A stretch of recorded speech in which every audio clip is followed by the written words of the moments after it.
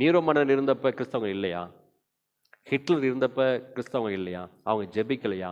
அவங்க கர்த்தர் சமூகத்தில் கதறலையா?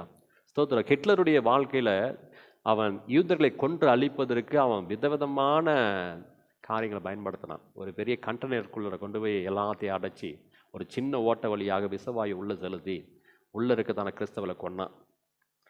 அங்க ஒரு ஒரு 500 பேர் இருந்திருக்கட்டுமே, இல்லை ஒரு 100 பேர் இருக்கட்டுமே, 100ல் ஒருத்தருடைய ஜபத்தை கூடிய கர்த்தர் கேட்காம வந்திருப்பாரு. ஸ்தோத்திரம். அதான் மேட்ரு.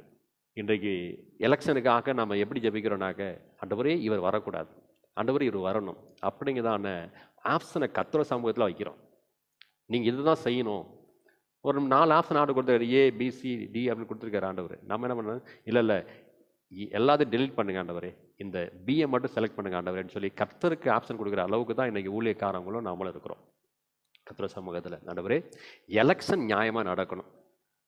எங்களுக்கு தெரியும், எங்களுடைய இருதயத்துக்கு தெரியும், எங்கள் சிந்தைக்கு தெரியும், பொது ஜனங்களுக்கு தெரியும். இந்த எலெக்ஷனில் எந்த விதமான தில்லுமுள்ளும் இராதபடிக்கு, எந்த விதமான மாறுபாடான காரியங்கள் இராதபடிக்கு, லஞ்சத்துக்கும் லாவண்யத்துக்கும் ஸ்தோத்திரம் பணத்துக்கும் ஜனங்கள் அடிமைப்படாதபடிக்கு உண்மையான தேச தலைவர்களை இந்த தேசத்தில் ஏற்படுத்தி கொடுங்கன்னு சொல்லி ஜெபிக்கக்கூடியதான அந்த ஜபம் இருந்தாலே போதும். ஸ்தோத்திரம்.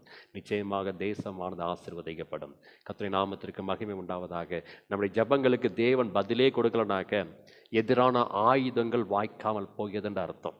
ஸ்தோத்திரம். கர்த்தருடைய நாமத்திற்கு மகிமை உண்டாவதாக. எப்படி தானியேலை கர்த்தரை தூக்கி எடுக்கணும், அவனை காப்பாற்றணும், 2 தூதரை அனுப்பி அவனை மேலே தூக்கணும் அப்படின்லாம் அவர் என்ன பண்ணல, எந்த விதமான காரியத்தையும் கர்த்தர் செய்யலை. ஆனால் எதிரான ஆயுதமாக வைக்கப்பட்டிருந்தான சிங்கங்களுடைய வாய்கள் கட்டப்பட்டது.